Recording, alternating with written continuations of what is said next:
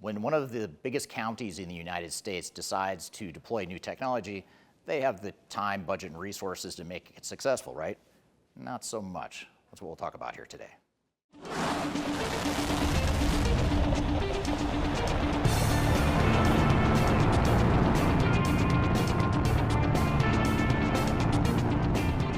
My name is Eric Kimberling. I'm the CEO of Third Stage Consulting. We're an independent consulting firm that helps clients throughout the world, including public sector and private sector organizations, through their digital transformation journeys. And one of the case studies that we often look to as what not to do during a digital transformation is Cook County, which is in Illinois. It's got about 5 million or more residents. It's where Chicago, Illinois is based. And they recently spent $250 million on 3 different failures across the county, ranging from ERP to court systems to tax records. And each of these 3 systems that they tried to deploy were complete massive failures. Now that's bad news for them, but the good news for us is we can talk about what not to do and what some of the lessons and takeaways are from these failures. I was recently interviewed on CBS News to discuss some of the Cook County IT failures, and I'll include a link to the full news segment below. But today's video, I want to dive deeper into what went wrong with these 3 projects with Cook County. Now, if you'd like to learn more about some best practices of what you should be doing in your government digital transformation, I encourage you to read our Government Digital Transformation Report, which covers a number of lessons and independent software reviews, case studies of what you should be doing in your digital transformation for your public sector organization. You can read that by scanning the QR code right here or go to the links below. And if you're not in the public sector, if you're in the private sector, you can read our industry agnostic version of the report, which you can find right here, QR code here, or the links below.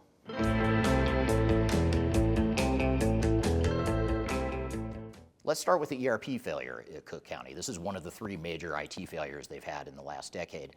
And this ERP project was to implement Oracle Fusion starting in 2016. The project was supposed to be completed by 2018, but as of today, the project is still not complete, and they've spent over $75 million on the project. And in fact, they have recently pulled the plug on this project, which was intended to automate technology for their HR, finance, procurement, and other parts of the county's operations, but they ultimately had to pull the plug on the project. But why is that? What went wrong? Well, surprise, surprise, it actually doesn't have a lot to do with Oracle as a product. It has more to do with how the implementation itself was managed. First of all, they didn't have a real business case to justify and to manage the overall project. And when an organization doesn't have a business case, they don't have the proper parameters and decision-making criteria as they go through a project because they don't have anything to tie their decisions back to. They also skipped phase 0, the planning phase of the project. They didn't take the time to properly blueprint what it was they were hoping to get out of the Oracle system. They didn't take the time to define their future state, what the future state organization was going to be, and what the overall change strategy was going to be. The project team also over-customized the software, which, as you may know, creates a lot of risk and a lot of complexity that's very hard to untangle and very hard to mitigate. There was leadership turnover throughout the project. Anytime you have leadership turnover, when the executives or the executive steering committee changes at the top, oftentimes that results in a change in course for the project, which can be confusing to project team members, and oftentimes it leads to more misalignment internally. And then finally, the organization didn't seem to invest much in organizational change management. There wasn't a heavy focus on the people side of the transformation. There was a myopic focus, it seems, to be more focused on the technology pieces of the implementation. But having said all that, you don't see a lot of public record information about Oracle itself being the problem. You see a lot of public record information about other things other than the technology, and that's a big lesson for any government institution or a private sector institution that's going through a transformation, is you want to focus on much more than just the technology. You want to spend a lot more time and effort and focus on the other aspects of the project.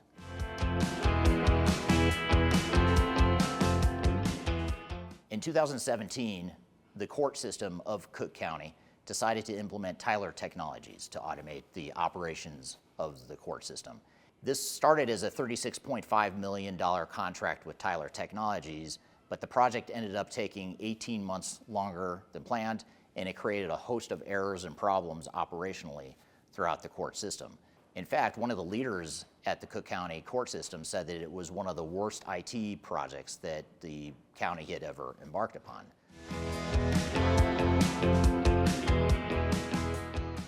In 2015, Cook County started a project with Tyler Technologies to automate its property tax system. And it was supposed to be done in just a couple years, but a decade later, the project is still not complete. And what started as an initial estimate of $75 million to Tyler Technologies has now ballooned to $250 million. So just a massive budget overrun and a massive miss on the overall project. To add insult to injury, it's also affecting taxpayers and citizens of Cook County in a very negative way. As of the time I'm recording this video, over 200 million tax payments were delayed as a result of the system failure, and over $50 million of tax refunds are on hold, and this is money that's owed to citizens. That's a lot of money.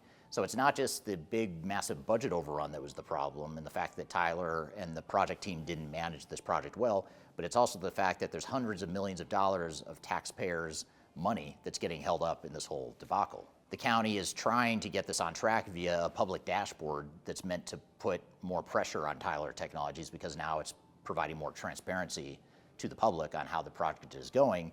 But as of today, at the time I'm recording this video, the project is still not complete, and there's still taxpayers that are suffering as a result of this project, and that's ultimately why I was contacted by CBS News to be interviewed to discuss the project, is because so many people in Cook County are being negatively affected by this project.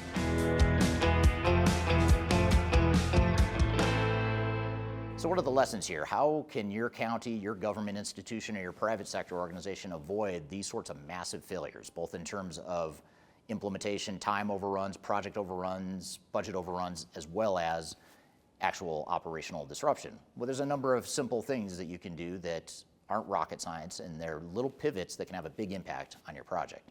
First is to recognize that a business case is not optional.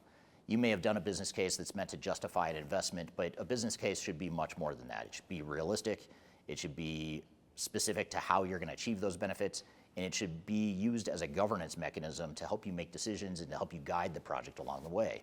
That business case will help you make clear-headed decisions around, should we customize the software?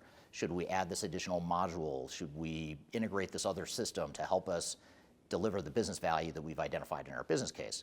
If we don't have that business case, we have no North Star, no set of parameters to guide our project governance and decision making. Next is to not skip phase zero. You shouldn't be skipping phase zero. You should not sign a contract with the vendor and just jump right in and start deploying it.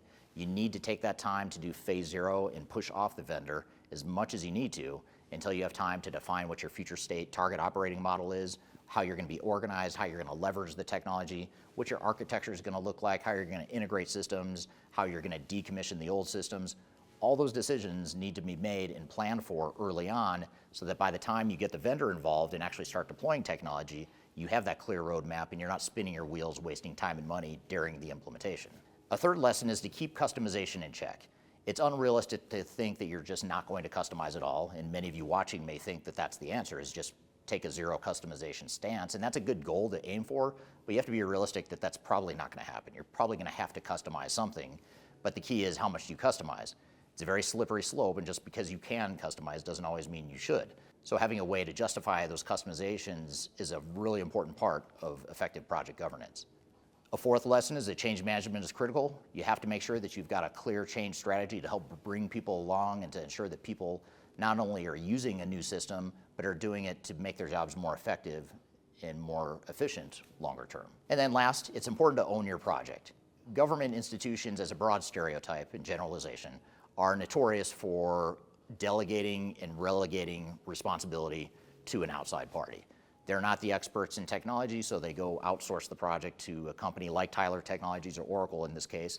And you need those outside experts to some degree, but you also have to take ownership of the project. If it's not going well and it's a $75 million budget, don't wait until it gets to $250 million to raise the red flag. You should have done something along the way to make sure that you're getting things back on track, holding your vendor more accountable, changing scope, whatever it is you needed to do to get the project on track. But what you don't want to do is just hope for the best and trust that your vendor will make the project successful. You need to take more of a trust but verify approach and make sure that you have internal PMO and governance around managing the vendors, not the other way around. But I'd love to hear from you. What are some of the biggest lessons you've learned from having been involved in a digital transformation in your organization? Leave a comment below, let me know what you think. And while you're at it, also be sure to check out our government digital transformation report. You can find that by scanning the QR code right here or go to the links below. And if you're not in government or the public sector and you're in the private sector, be sure to check out our industry agnostic digital transformation report, which you can find right here on the QR code here, or go to the links below. So I hope you found this information useful and hope you have a great day.